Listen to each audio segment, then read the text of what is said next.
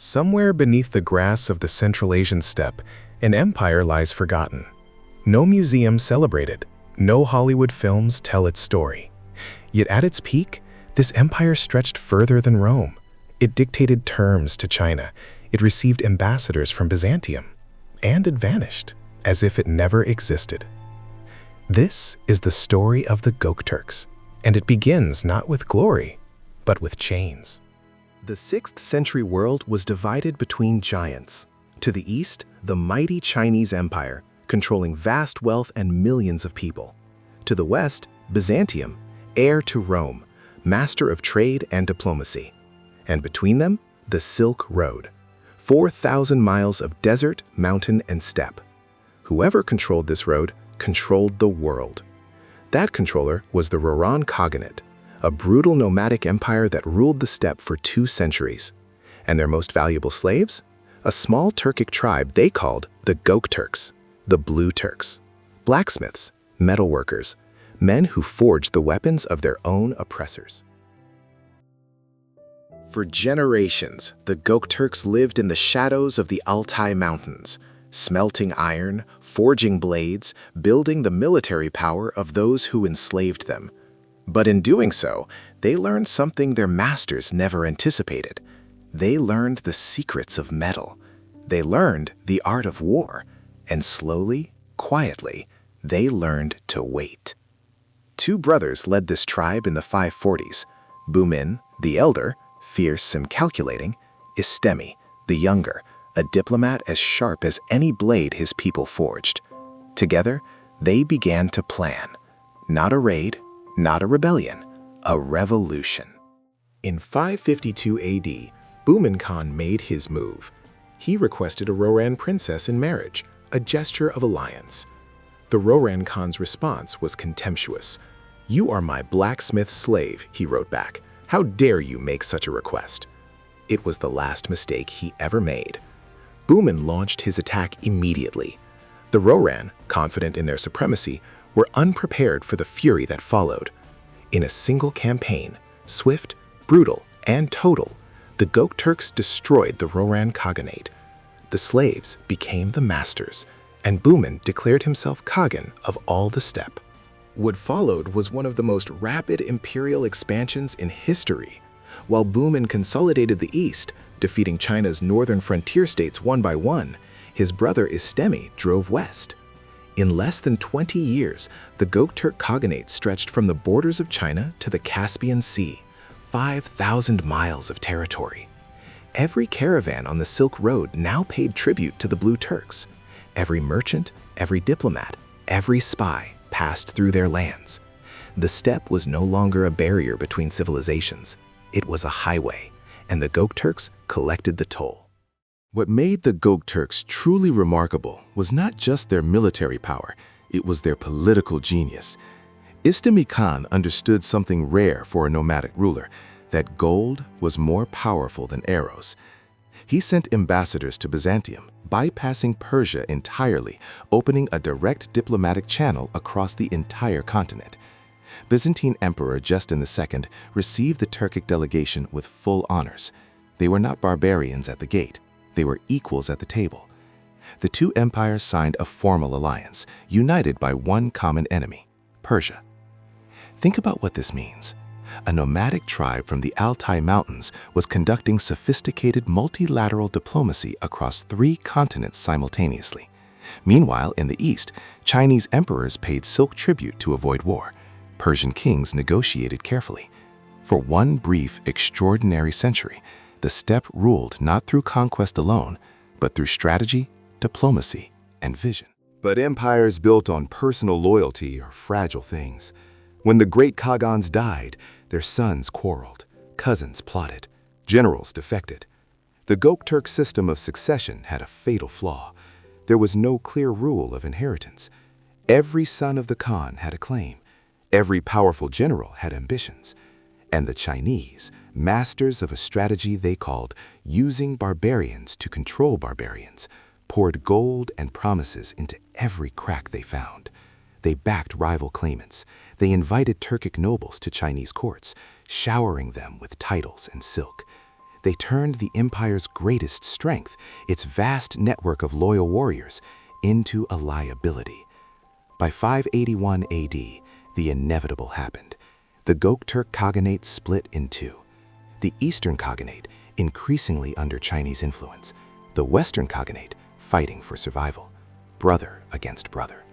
The Chinese Tang dynasty watched from behind their walls and smiled. In 630 AD, the Tang Emperor Taizong, one of China's greatest military minds, launched his final campaign. The Göktürks, exhausted by civil war and consecutive brutal winters that killed their horses and herds, could not resist. Their Khagan was captured and brought to the Tang capital in chains, paraded before the court that had engineered his downfall. The empire that had humbled Byzantium and Persia, gone, absorbed. The Western Khaganate held on longer, fragmenting into smaller kingdoms across Central Asia, but the dream was over. By 740 AD, the Göktürk Khaganate existed only in memory and in stone. Always in stone. Before they disappeared, the Göktürks did something extraordinary, something no steppe people had done before. They wrote it all down. The Stone Inscriptions, carved into massive stone monuments in what is now Mongolia, are the oldest surviving texts in any Turkic language on Earth. Discovered by Russian explorers in the 19th century, they stunned the academic world, because what they contain is not just history, it is self-awareness. Prince Kukulkan, carving his monument in 732 AD, speaks directly across the centuries.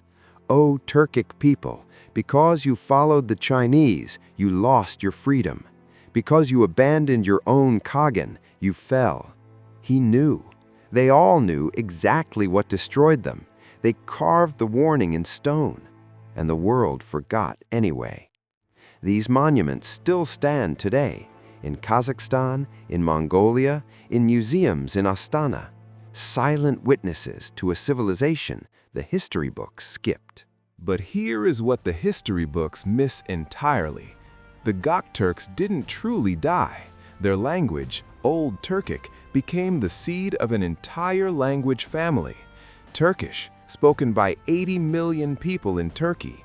Kazakh, the language of Kazakhstan, 20 million speakers. Uzbek, Azerbaijani, Uyghur, Kyrgyz, Turkmen. Over 200 million people on Earth today speak languages that descend directly from those blacksmith slaves of the Altai Mountains. And the name itself, Turk, first recorded in history by the Göktürks themselves, carved into their monuments. That name now belongs to one of the largest ethno-linguistic groups on the planet. They lost their empire, but they seeded the world with something more durable than any empire: language, identity, and memory. Mountains to build the first true superpower of the steppe. They mastered iron, then warfare, then diplomacy. They connected east and west at a time when most empires couldn't see beyond their own borders. They were forgotten by the West, buried under the more famous names of Genghis Khan and Tamerlane, who came centuries later. But without the Göktürks, there is no Silk Road trade system, no Turkic world, perhaps no modern Kazakhstan, Turkey, or Azerbaijan. The foundation was theirs. This is Steppe Legends. If this story moved you, share it with someone who thinks history is boring. But there is one mystery historians have never fully solved. The origin of the Ashina clan, the royal bloodline of the Göktürks, remains shrouded in legend. Chinese chroniclers say they descended from a wolf, not metaphorically, literally. The Ashina clan claimed a she-wolf as their divine ancestor. Their royal banner carried a golden wolf's head. Warriors swore oaths to the wolf. This was not primitive superstition, this was political theology. The wolf represented something specific: survival against impossible odds. An animal that hunts alone, adapts to any terrain, and never surrenders. When Göktürk ambassadors arrived in Constantinople, Byzantine chroniclers noted something strange. The Turks seemed genuinely unafraid of death. not reckless, unafraid, as if they believed something waited for them beyond it. What did the Ashina clan know that we don't? Their shamanic traditions, their secret rituals, their burial practices, most were never recorded, deliberately hidden. Some archaeologists believe the greatest Göktürk burial sites haven't been found yet. Somewhere beneath the steppe, the wolf still sleeps. Walk through Astana today. The national emblem of Kazakhstan carries a shani rock, the crown of a yurt. The same yurt structure that Göktürk Khagans held their courts in 15 centuries ago. The golden eagle on the Kazakh flag, a direct echo of the Göktürk wolf banner tradition of sacred animals as symbols of power. In Turkey, the Grey Wolves movement takes its name and symbol directly from the Ashina clan legend. In Uzbekistan, historical museums dedicate entire wings to the Göktürk period. Across 6 modern nations, Kazakhstan, Kyrgyzstan, Uzbekistan, Azerbaijan, Turkey, Turkmenistan, the cultural DNA of the Göktürks survives in language, in symbol, in identity. These nations don't always agree on politics, but they share something older than any modern border. They share the steppe, they share the wolf, and somewhere in the genetic memory of 200 million people, the Blue Turks ride still. The Göktürks built an empire that connected the ancient world. They rose from slavery, mastered diplomacy, fell to betrayal, and came back from the dead. Their story was buried, not by accident, but because the empires that defeated them preferred to be remembered as the heroes of history. But history belongs to those who search for it. You just watched 13 minutes about a civilization most people have never heard of. That makes you different. That makes you exactly the kind of person this channel exists for. Steppe Legends is built for people who want the stories that didn't make it into school textbooks, the empires that were erased, the secrets that were buried. Every single week, we dig one up. If this video found you, it found you for a reason. Subscribe, share it with one person who thinks they know history, and leave a comment below. Had you ever heard of the Göktürks before today? Because I want to know. The steppe remembers, and now, so do you.